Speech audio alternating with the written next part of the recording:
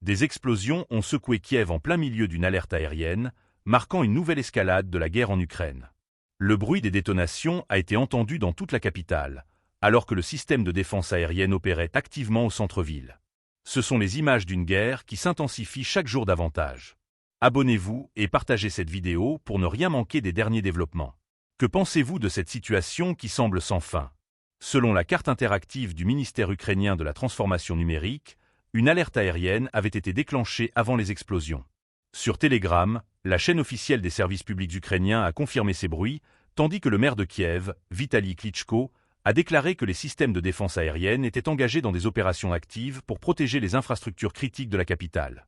Ces frappes surviennent dans un contexte de tensions exacerbées.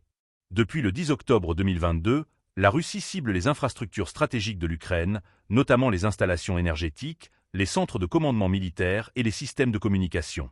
Cette campagne a commencé 2 jours après l'attaque sur le pont de Crimée, un événement que Moscou attribue aux services spéciaux ukrainiens.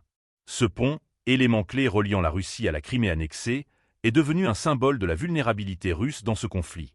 Depuis, les alertes aériennes rythment la vie quotidienne des Ukrainiens.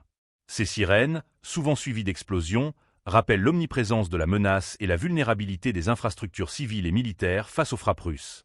Cependant, Moscou continue d'affirmer que ses cibles sont exclusivement militaires.